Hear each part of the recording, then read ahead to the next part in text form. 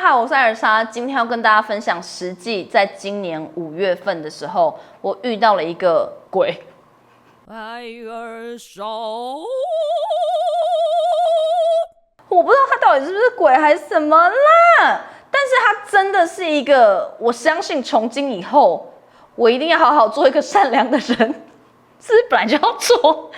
我不知道这到底是什么，但我来即刻分享，让大家知道到底怎么样，然后你自己来判断到底发生什么事。你如果有什么想法，或是真的你觉得是真相是什么，留言在下面让我知道，因为这是我补脑的一个结论，但我不知道到底真正发生什么事啦。但我有去找通灵老师，而且我等一下会分享影片给大家，所以大家真的赶快帮我看完好不好？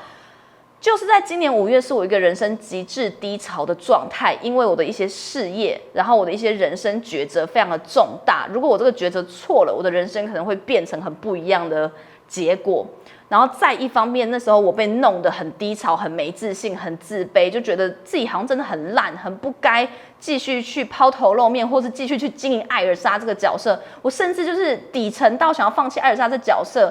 所以每一天我几乎都是从晚上8、9点我就躺上床了，不工作，然后看手机啊，什么玩游戏，到凌晨2、3点才睡，睡浑浑噩噩的，中午就是醒来一次，然后没有什么紧急的事，我就继续睡到下午，就这样连续好几天。就突然有一天也是一样的状况，我就到中午的时候就这样子又张开眼，就想说啊，又是没希望的一天，也不想要坐起来，就突然。我的床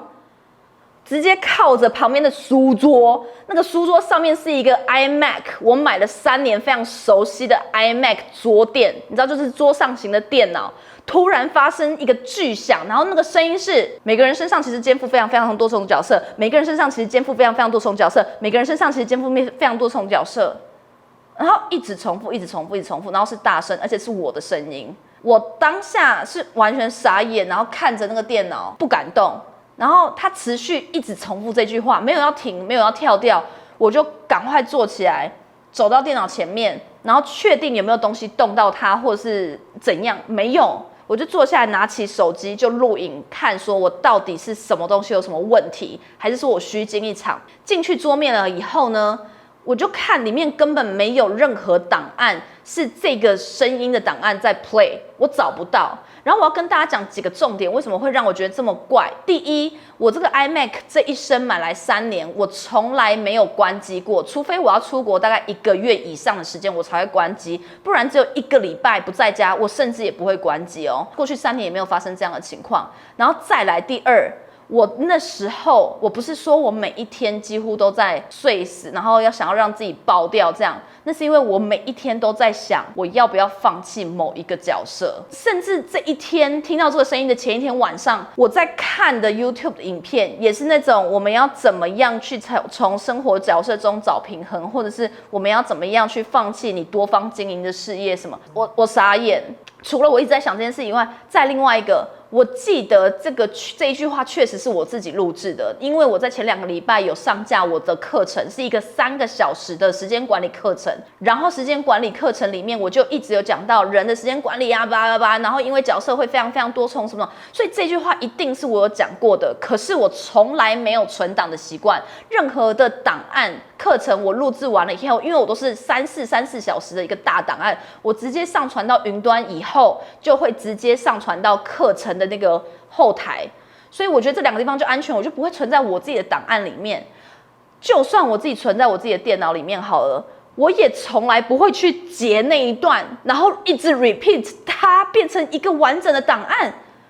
没有这一份档案，就算它宕机，也不会刚好3小时里面去选这么短的这一句，然后一直 repeat 吧。Apple 就是这样子上滑，所有的那个网页都跑出来，找不到任何档案，而且你可以从上面看到我有一份那个录音档案的剪辑软体放在那边，可你拉近看，那个软体没有在播放，所以所有的网页还有 APP 那些都跳出来以后，我找不到那个档案。大家来看一下，一个人身上其实肩负非常多重的角色，尤其一个人身上其实肩负非常多重的角色。不是，所以到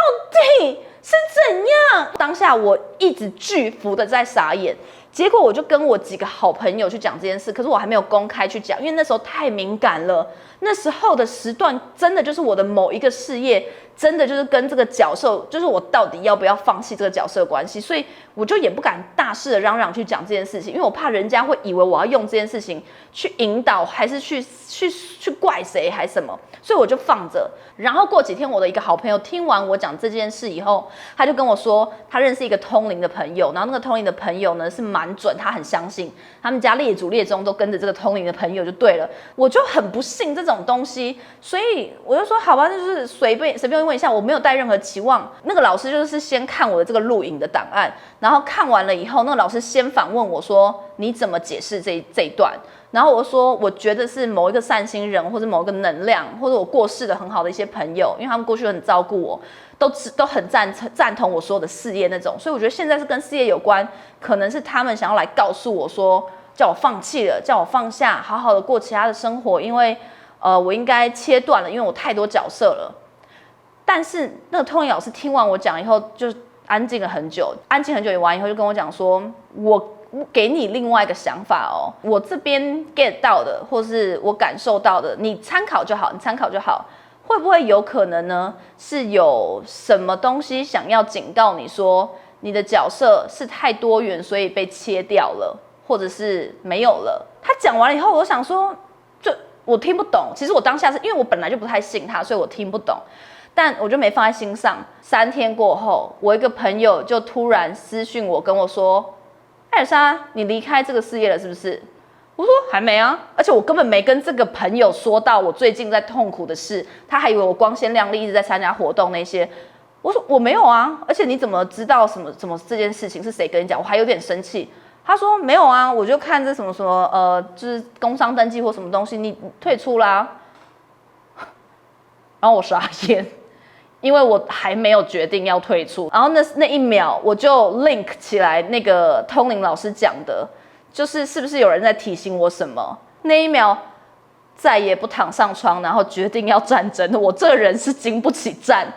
我就决定我要站起来，然后面对这件事情，不管是走法律途径啊，还是怎么样，直接面对面，然后去解决这件事情。让我吓到的事情是这个通灵老师的这个解释，还有所有太巧合的一切，我不知道怎么解释。但结论我想要跟大家讲，未必这个世道法网都恢恢，但我真的很相信很多事情人在做，天真的在看。我不知道那个天、那个能量、那个东西到底是什么，但是我不觉得它真的是非常非常可怕，或者是什么东西恶灵或什么，但一定是某一个征兆或某一个机制，或是某一个东西，真的让我就这样知道，每一个人从今以后都要好好做人。记得订阅艾尔莎，求求。